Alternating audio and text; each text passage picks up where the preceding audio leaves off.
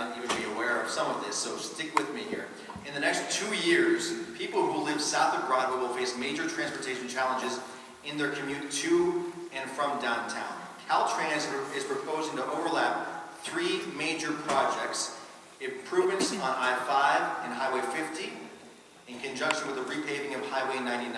These projects will divert and increase commuter traffic onto Greater Land Park neighborhood streets and cause major congestion. The reconstruction of Broadway is scheduled during the same period. So the question, what is your plan for mitigating the projected impacts on residents? We're already working with Caltrans leadership on this very issue. Obviously the state is a partner on a lot of things. We have a great legislative delegation in with our mayor. I think we're making progress in trying to figure out how those could be sequenced in a way that does not harm the neighborhood. But when it comes to Broadway, it was 2012, neighbors did a walking tour of Broadway with the Urban Land Institute. And what was seen was a lot of neglect, curbs that were not accessible for people with disabilities, the lack of safe crosswalks, no bike lanes, all of the things that people really want to see in that corridor. And so it has taken about 6 years to get the regional funding we need through grants to build out the Broadway project. We've had to go through CEQA, we've had to go through designs, and Broadway can also be sequenced in a way that really dissipates the impacts of the neighborhood. Because the goal is to move the east-west traffic that's just passing through on the Broadway corridor over to WX, to create patio dining experiences, create a walkable neighborhood commercial corridor that will really enhance not just the businesses there, but the neighborhood, and begin to reconnect back towards the north with the central city, what was done when the WX came in. And that big barrier was put up that feels like it separates us all. Now, we have a lot of work to do. These projects are not fun, but ultimately, it's what we have to do to improve the neighborhood, and we've got to work together on it. Katie? Part of the problem with transportation planning is that it's spread out across multiple agencies. And so you have a different agency that's planning your bus service, and that's planning things like ballot measures to fund road improvements, and that's planning road improvements, and that's delegating what active transportation projects happen. And it creates a lot of chaos, and it's hard to ensure that in the end it all adds up to something that's workable for a community, both in phase in of projects and in what the project actually becomes when it's done. One thing that the Bay Area has done that I really want us to do in Sacramento is they started to consolidate the boards, not just to save costs of bureaucracy, because now you have a little less, make it easier for residents to plug in, because I don't have to go to the Sacramento Transit Authority and then go to Regional Transit and then go to SACOG and then go to the city to try to get something done. I can go to one organization and do that. Those sort of efficiencies would really make it easier for us to ensure that these things don't happen and ensure it's easier for us to engage. That shouldn't take a full-time job for us to ensure that these projects make sense for our neighborhoods, and that's really what it takes now if you're trying to implement transportation planning. So that's one of a few different ideas that I'd like to bring into this region when I'm elected. So I just have to say that makes almost no sense, because SACOG is a 6-county body. They don't do local planning. They don't build our streets. Our public works department do. When people have problems with how a street is getting built, they want the city that they live in and elect people to run roughshod sometimes over the staff about, to make sure that's done right. And if you have some super regional body that is disconnected from people, I think it'll get worse. Besides, RT, the Air District, STA, SACOG, and the city, we all work together. When we do a plan, the city is the lead agency, and we work together with those agencies to coordinate, and that's sometimes why it takes so long, but it usually takes so long because of the lack of resources locally to build out these projects, and some of them are just so aspirational, they take a while to pull all of those resources together. So I do know what SACOG does, and SACOG does prioritize transportation projects for funding, and so when a project needs state or federal resources, they are involved, just like local governments are involved, just like STA may be involved. But they're only a funding agency. Yes, but they are involved in the planning, and that is my point. And I think there is an opportunity here for us to rethink. You all sit on all the same boards. It's the same people. You sit on SACOG, you sit on Regional Transit, you sit on STA, and maybe there's different iterations of what this looks like, but what they did in the Bay when they combined MTC, or talking about combining MTC and ABAG, I think makes a lot of sense. And it should be easier for us to ensure that these things all add up in a way, and it's easier to engage from a community perspective. I'm an alternate to the SACOG board. I actually haven't been in quite a while because my colleague people come from the 6-county region. It's a 50-person board. You have Live Oak to El Dorado Hills and beyond on that board. That board has not been a big fan of investing in the city of Sacramento. So I would be very cautious about putting more resources into a board that we don't have more control over. That being said, SACOG has been a good partner in helping us with projects like the Del Rio Trail and helping us with projects like Broadway because they gave us that funding. But we still compete regionally for it. We compete against Yolo County. We compete against Placer County. We compete against El Dorado County and Yuba and Sutter. And so it is probably not the best place for you to have easy access to quick and effective decision making. Want to respond to that? Let's move on to this next question, and Katie, we'll begin with you. Let's talk about our rivers and beaches. Tiscornia Beach, a popular spot on the Lower American River we're all familiar with, where families play and swim, has tested 7.5 times higher than the safety threshold for E. coli. Open the due to toilet. homeless camps discharging raw sewage into the river. What is your plan to lessen the environmental impact of these camps? To install bathrooms.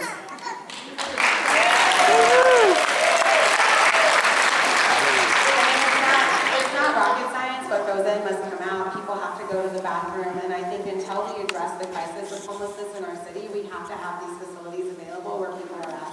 It's the only thing that makes sense from a humane perspective, from a dignity perspective, make sure I don't break the law by going in someone's front yard perspective, but it's also from a public health perspective and a managing our natural resources perspective. It just makes sense. And really, when we don't do that, who pays the cost? The homeowners, the businesses, the people who are having to find a place to go to the bathroom on the side of the road. That's real. And so we need to start investing in bathrooms for people so that they can live with dignity and our resources can be protected. Here, here. No. We got more questions. The Lower American River Parkway and the crisis that it finds itself in is extremely serious. The county is the agency that owns the parkway, and they have worked under County Supervisor Phil Cerna, under County Supervisor Kennedy, to add resources to the parkway. But in the city, which is our jurisdiction, we are adding right now a bathroom at Chavez Plaza. We're working to fund and build a new ADA accessible bathroom at Roosevelt Park. We're putting in a new bathroom at Southside Park. We're putting in a new restaurant facility at Stanford Park. Those are expensive, but we're doing them to help address this. I had a study done. We saw where public bathrooms were when they were open, and we're trying right now to fill the gaps in that. The crisis in the Lower American Parkway can only partially be addressed by a bathroom.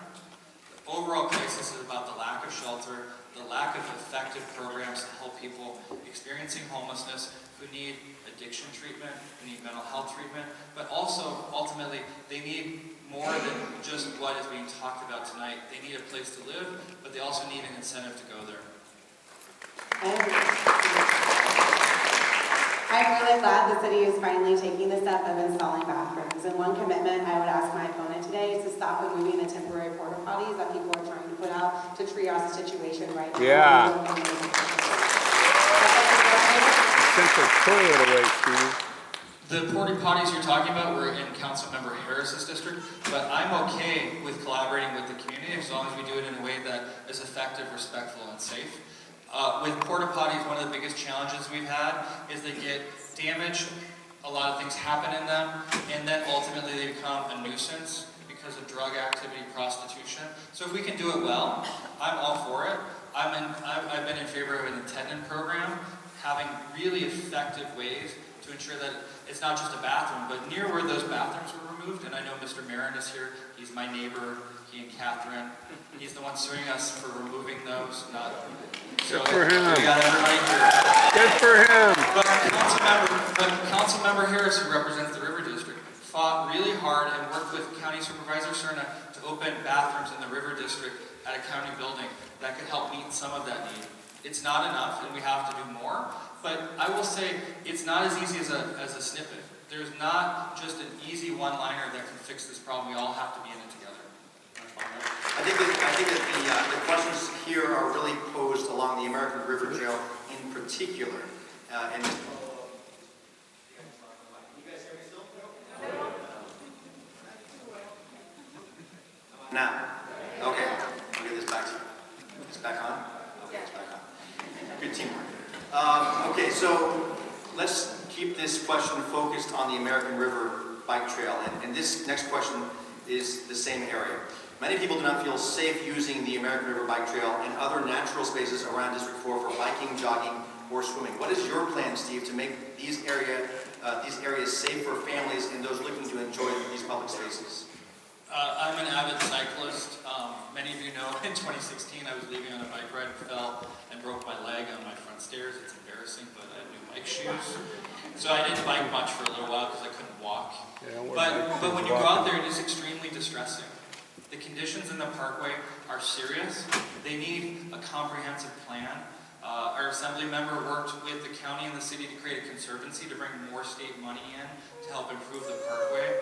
We are talking right now about adding operations and maintenance resources to the parkway through a potential measure that could be on the November ballot through the Sacramento Transportation Authority. But that's one of the key things with the parkway. 23 miles of parkway, hundreds of acres, and the county has very minimal resources to maintain it. So unless we solve that fundamental problem, we're going to continue just to try to manage our way out of this problem without seeing substantial fixes. I think ultimately we're going to have to continue to do everything we can in partnership with the county. The city has maintained some pieces of it, but it's very difficult under the current set of situations to make significant change without those resources. Improving safety along the American River Parkway. Yeah, I think so getting back to my ARCO arena answer earlier when I talked about triage, what we need is to designate safe camping places. What we need is to have a place that folks go. Because that's the Safe number one parking. thing. I was just at Boulevard Park the other day and we talked about moving along the camp that was blocking right away. And those folks, they asked, Steve, you were there, and they said, well, what do people say when you ask them to move? And they say, well, they usually ask, where do I go? And it's a simple fact that there is no place for people to go who are living outdoors right now that is safe and that they can manage themselves. And so I think that designated safe camping places, safe parking places with bathrooms, with shower access, this is sort of a near-term step. It's not a long-term solution. But right now, it's not a good solution that folks are just trying to find a place to go wherever they can. If we have those designated places, we can manage them a little bit better. We can work with the homeless advocates and make them good spaces while we work on the long-term housing that we desperately need.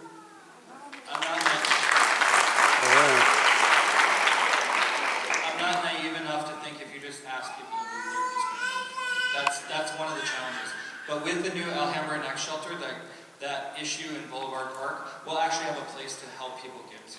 We've been talking for a while about forcing Cal Expo to let us reopen sheltering options there. For a long time, the county ran a 400-person winter shelter. During the recession, they stopped that, and the Cal Expo board has refused to let us come back. They're now asking for a bailout from the state because they're losing money. That is an opportunity for us to get Cal Expo as a place to do some of that sheltering, and indeed it's one of the places we're looking at for a 23-acre care campus to ensure that we have these intensive services and we can really help people. Now, just because we build it doesn't mean they will come. We need to figure out how to support people moving out of the parkway, encouraging them, but ultimately the parkway is not a place for human habitation. It's meant for nature and recreation. And so we have to find a way to solve that, but it's going to take the city and the county working together. So I just want to point out that, part of the justification that was given earlier for why we have so many homeless here is that they're coming here for services. And then at the same time, we're saying, but they don't want help. And I want to point this out because I think it's a real gap in our logic here when we think about the homeless. The folks that I talk to do genuinely, they're people, right? You can talk to them, like I'm talking to you right now. And they have ideas of things that they need and places that they'd like to go and ideas that these are folks that we can work with if we try. And if we show up with a cop, they're going to run away. It's pretty simple. If you show up with a mental health worker, they're going to want to talk to you about something. And I think that's the reality of what we're dealing with here is like, I believe that maybe there's a small percentage of folks, my dad had PTSD, that maybe just prefer to be outdoors. And maybe there's that small percentage that will just never get there. But we have so far to go to actually exhaust all of the options that we could be making available to folks. I'd like to see us focus on that so that we can really say that we've solved it here because we have the potential. We have over 2,000 parcels that are in public ownership in the city. 69 of those parcels add up to 90 acres that are available potentially for sale. That's in the city auditor's report on surplus land. We have places that folks could be going right now if we wanted to get creative and work with them. Which is why I support shelters. Which is why I've supported shelters and the city's lead on it. But I know people want help, but they don't always want to come in to get it. And so that's why we have outreach workers. That's why we do all these other things. But ultimately, if people don't want to come in, we actually don't have any tools right now other than encouragement, asking and asking.